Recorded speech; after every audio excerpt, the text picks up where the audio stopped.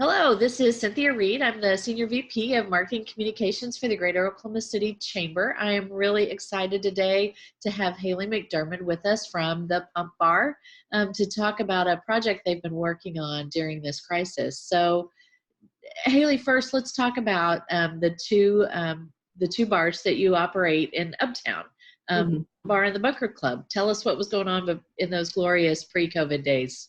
Oh man, especially with the Pump, we have, we're a big outdoor patio bar, and the Bunker Club, we just added a patio onto that. And we were gearing up for our busy season. March, April, May are our three busiest months of the year. Some people do their business in December. We're a patio bar, so we're reversed. When it warms up, when it's beautiful outside, we're busy. We were right before we closed. Actually, the day before would have been St. Patrick's Day. We do something kind of different on St. Patrick's Day. We close both of our businesses and we take our staff out. We were going to actually all go hiking and camping this time. It's been different every year. We do it as kind of like an offering to the service industry gods, we say, that these people are here for the community on Thanksgiving and on Christmas and Hanukkah, and they are there for them all year long, and they don't need to be there on St. Patrick's Day. It's not necessary, so it's kind of like a day that would be really big in sales, and instead we do something special with our staff. So that's what we were planning to do. We were working on spring cocktail menus, all of that stuff. So really excited for the busy season, and it was kind of a shock when everything happened, obviously the way it did, and very quickly. So when Mayor Holt gave the order and you had to close, what went through your mind? Wow, it was painful and scary on a lot of levels. The winter, we survive on our spring business. That's part of what keeps us alive. We are slow during the winter and then explode at spring. And so that was a really scary idea to lose those sales. More than anything, our staff, what was that going to mean we employ 36 people and 37 people when it's nice outside. So I think as of right now, I have 37 employees. What is that going to mean for them? What is that going to mean for the business? Will we be able to survive the rest of the year without this business now? So it was just the unknown. I tried to be trusting that, just go with it every day and see what happens. But scared, yeah, I guess, worried. That was what I was thinking. So in the middle of all this, and so totally different from your everyday business, how did you think, we need to make some mask extenders? Where did that come from? We organized some fundraisers for staff, and we were doing some different things, and I wanted a way to be involved and to help from the comfort of our home and somewhere safe. And I had seen a video of like an 8-year-old kid out in California making these extenders on their 3D printer. And we live above Tap Architecture. We live above the firm. And my father-in-law, this is his firm. And I had walked by these machines like every day. So I made a call to him and I just said, hey, we have an option to do this. I'm going to see if there's a need for it in the community. I take a dance class from an amazing man named Kobe Trower. He is a dance teacher and also a nurse at the Heart Hospital, OU Heart Hospital. And I reached out to him first, and he said, that would be amazing. He said, we're wearing masks, our ears hurt all of the time. We can't get our masks tight enough, or they're too tight.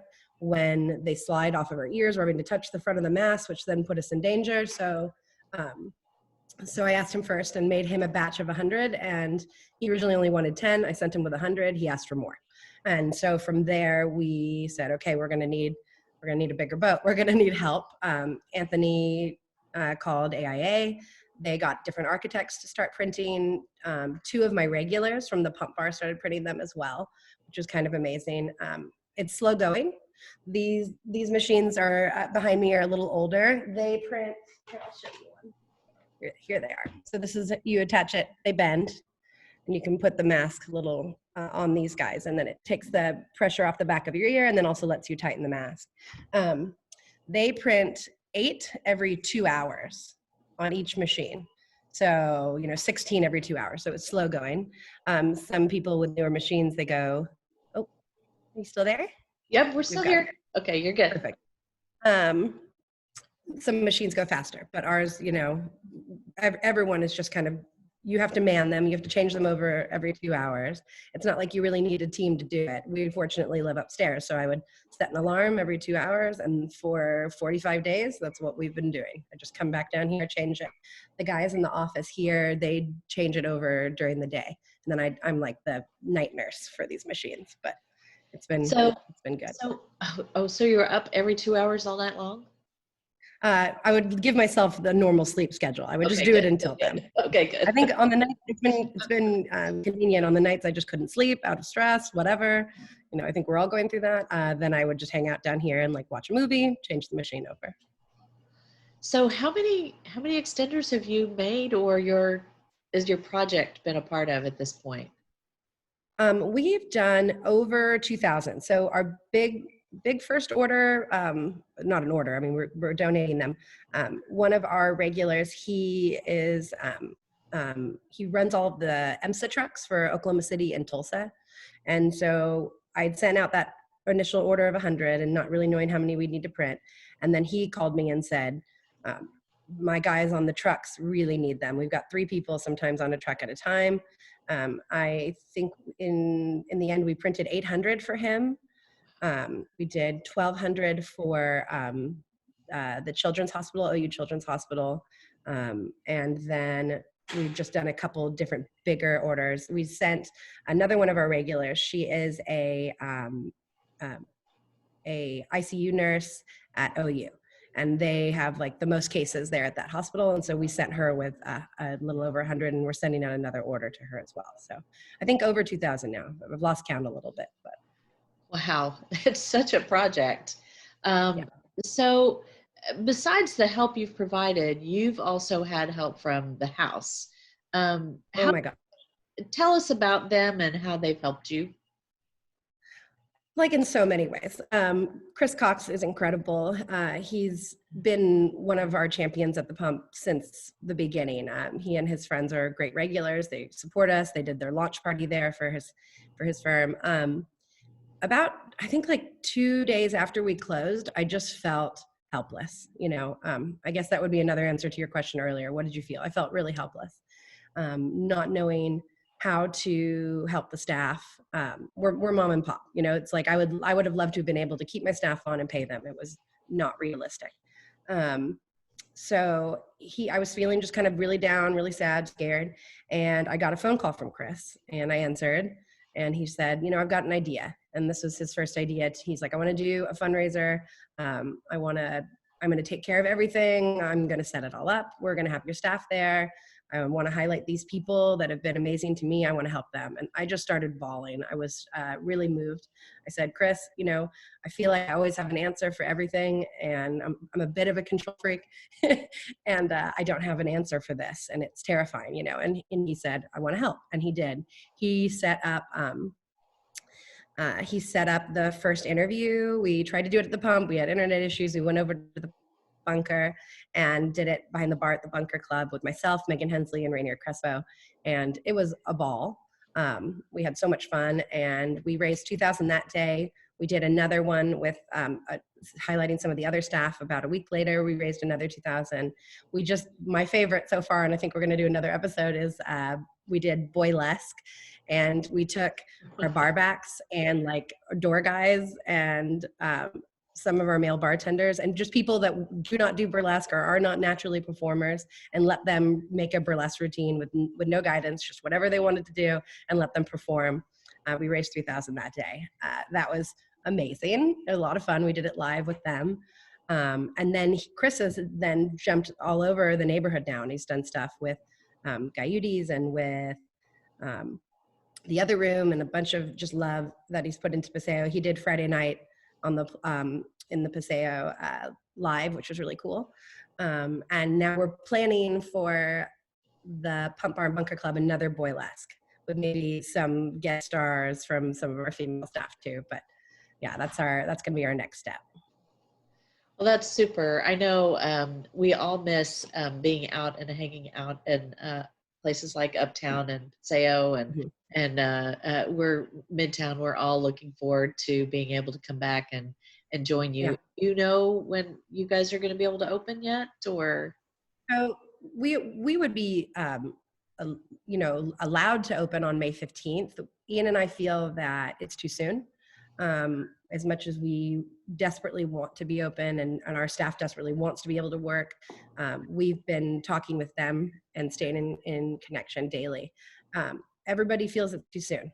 As much as everyone wants to be there, they, if we want to see 2 weeks of declining cases, and to feel like we're then at the point where we can do this. We also need PPE ourselves, for our staff to have masks. They need to be changing them regularly. How can we have an environment that's safe and then also do business? I'm not willing to sacrifice the safety of my staff and the safety of my staff and community for sales.